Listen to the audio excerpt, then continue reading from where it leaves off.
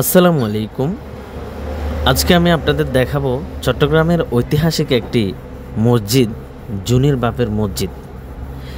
এই ভিডিওতে থাকবে এই মসজিদ নিয়ে আলোচনা। এটি ফটিকছড়ি উপজেলার সর্বদক্ষিণে জাফতনগর ইউনিয়নের ফতেহপুর গ্রামে 7 নম্বর ওয়ার্ডে অবস্থিত। স্থানীয়দের ধারণা মতে প্রায় 200 বছরের পূর্বে মুঘল আমলে এটি প্রতিষ্ঠিত হয়।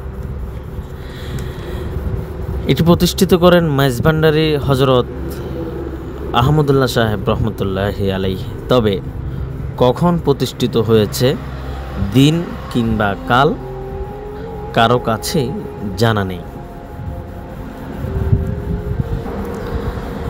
এই মসজিদে প্রতিদিন শত শত মানুষের আগমন ঘটে। বিভিন্ন ধর্মাবলম্বীরাও এখানে আসেন। আশেপাশের এলাকা ছাড়াও দেশের বিভিন্ন অঞ্চল থেকে মানুষ এখানে আসেন।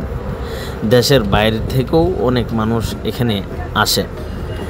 স্থানীয়দের মত হচ্ছে এখানে কিছু মানত করে দিলে সেটা নাকি আশা পূরণ হয়।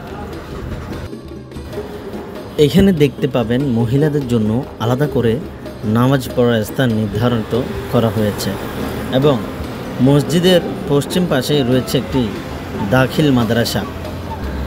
যদিও বা এটি প্রথমে বাঁশ বেড়া দিয়ে নির্মিত হয়েছিল, পরবর্তীতে 2009 সালে ইতিহাস অনুযায়ী সেটি আবার সংস্কার করেন। প্রিয় বন্ধুরা, আপনারা যদি এখানে আসতে চান তাহলে যদি রাউজান হয়ে আসেন, হাটাজারি টু রাউজান গহিরা নামার পরে আপনারা বলবেন আমি জুনির বাপের মসজিদ যাব, আপনাকে সেখানে নামিয়ে দেবে।